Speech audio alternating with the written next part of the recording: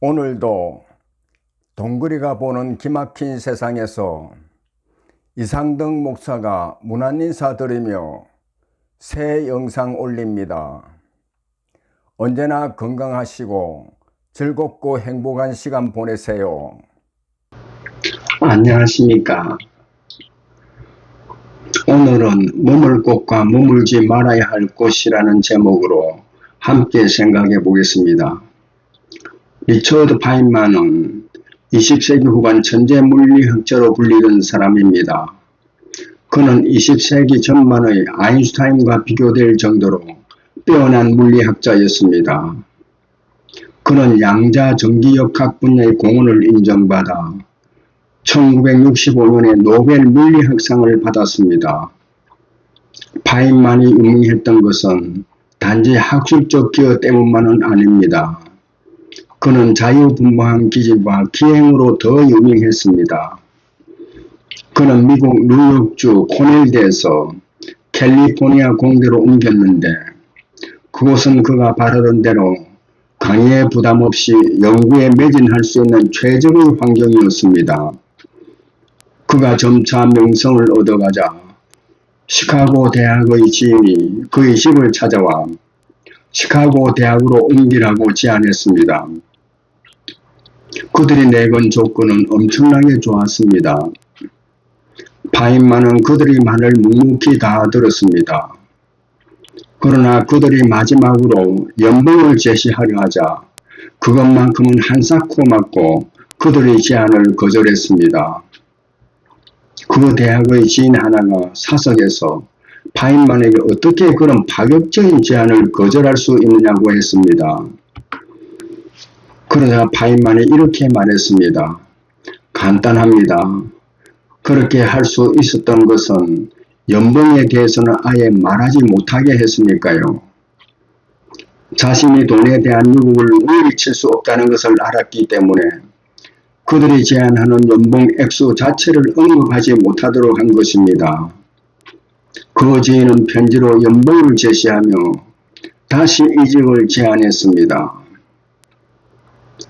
당시 시카고 대학이 제안한 연봉은 캘리포니아 공대 교수 연봉의 서너 배는 되는 금액이었습니다. 파인만은 그 편지에 이렇게 답했습니다.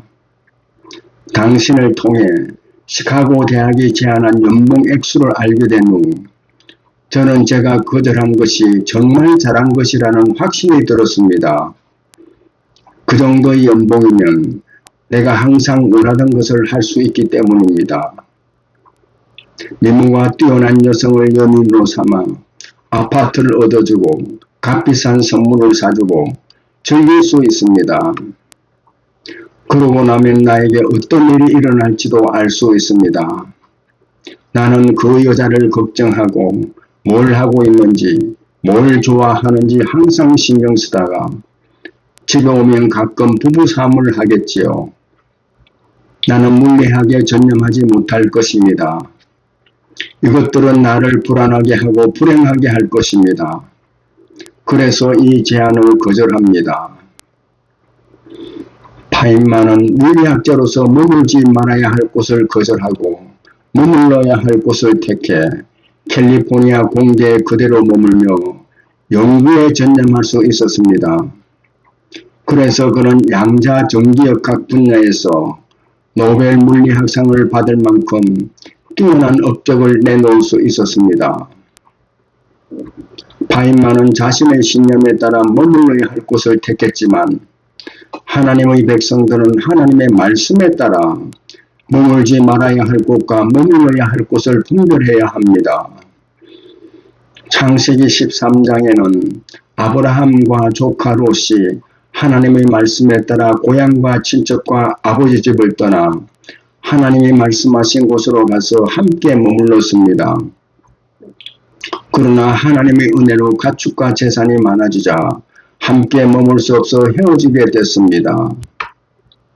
아브라함은 조카 롯이 갈 곳을 먼저 정하도록 했습니다. 롯이 요단 지역을 바라보니 여호와의 동산 같고 애굽 땅과 같이 온 땅에 물이 넉넉해 가축 기르기가 좋고 물질도 풍성한 곳으로 보여 그곳을 택해 떠났고 아브라함은 하나님의 말씀에 따라 척박한 가나안 땅으로 향했습니다. 요단 지역으로 떠난 롯은 그 지역의 도시들에 머무르며 장막을 소돔 지역까지 옮겼습니다. 당시 소돔은 풍산 물질로 인해 죄악이 만연한 곳이었습니다. 롯은 하나님의 백성으로 머물지 말아야 할 곳과 머물러야 할 곳을 분별하지 못했습니다. 롯은 하나님 중심으로 살아야 할 곳을 선택하지 않고 스스로 보기에 좋은 곳을 택했습니다. 세상 기준으로 볼 때 롯은 풍성하게 되고 아브라함은 궁핍하게 되어야 하지만 결과는 반대였습니다. 인간은 감당할 수 있는 그릇보다 훨씬 넘치는 물질을 가지게 되면 내면 깊숙이 자리 잡은 강한 재성으로 인해 죄악된 길로 가게 되어 있습니다. 소돔성이 그랬습니다.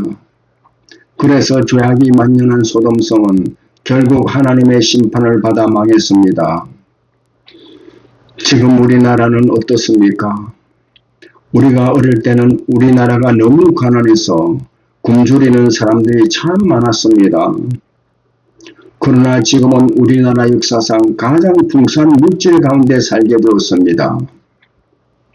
물질이 풍성해질수록 사람들이 더욱 부드럽고 너그럽게 되어야 하는데 오히려 자기 중심으로 살게 돼 더 많이 가지고 더 많이 누리겠다고 이쪽과 저쪽으로 나눠 편을 가르고 여느 때보다 더 격렬하게 싸우는 나라가 되어가고 있습니다.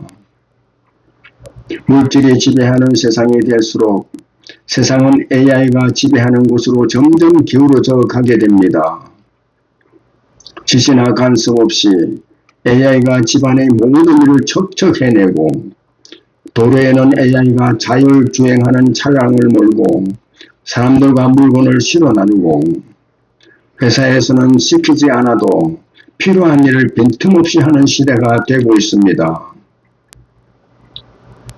사람들이 편을 가르고 격렬하게 싸울수록 AI는 사람들의 탐욕을 자극하는 도구가 될 수 있습니다. 늑대 늑구가 동물은 탈출하자 누군가 AI로 조작한 늑대 사진을 인터넷에 올려 소방관들이 가짜 늑구를 찾느라 늑구 잡을 골든타임을 놓치고 헛고생했으며 이로 인해 늑구를 잡느라 많은 소란이 발생했습니다. AI로 만들어진 늑구의 사진을 보며 이제는 사람들이 주장하는 말이 사실일까 조작일까 하는 의심의 단계를 넘어 사회 전반에 걸쳐 불순이 만연하게 되면 어쩌나 하는 생각이 듭니다. 이제 사람들은 어떤 놀라운 것을 봐도 감탄하기에 앞서 AI로 만든 거겠지라며 냉소부터 보내지 않을까 걱정됩니다. 인류의 행복을 위해 개발한 AI로 인해 참과 거짓이 혼동되고 진짜를 보고도 진짜라고 믿지 못하는 세상이 되어가고 있습니다. 뼈를 깎는 노력으로 이루어오는 것을 가짜라는 의심의 감옥에 갇혀 인정받지 못하고 사람들의 관심 밖으로 밀려날 수 있습니다. 조작에 속는 것보다 더 무서운 것은 진짜를 보고도 믿지 못하는 혼돈의 마음일 것입니다. 그래서 소셜미디어에서는 사람들이 뭐가 옳고 그름을 따지다 이쪽과 저쪽으로 나누어 편을 가르고 여느 때보다 격렬하게 싸움이 일어나고 난투극이 벌어집니다. 참과 거짓이 섞여 있는 혼돈의 시대에 우리가 가장 필요한 능력은 혼탁한 역사의 흐름 속에서도 인간이 붙잡고 살아가야 할 변하지 않는 진리입니다. 이 진리는 영원히 변하지 않는 하나님의 말씀입니다. 예수님은 하나님의 말씀을 붙잡고 사는 사람은 그 집을 반석 위에 지은 지혜로운 사람이라고 칭찬하십니다. 이 사람의 집은 세상에서 일어나는 아무리 거센 홍수가 덮치고 바람이 불어도 무너지지 않는다고 말씀하십니다. 마태복음 7장 24절과 25절 말씀입니다. 그러므로 누구든지 나의 이 말을 듣고 행하는 자는 그 집을 반석 위에 지은 지혜로운 사람 같으리니 비가 내리고 창수가 나고 바람이 불어 그 집에 부딪히되 무너지지 아니하나니 이는 주추를 반석 위에 놓은 까닭이요. 감사합니다.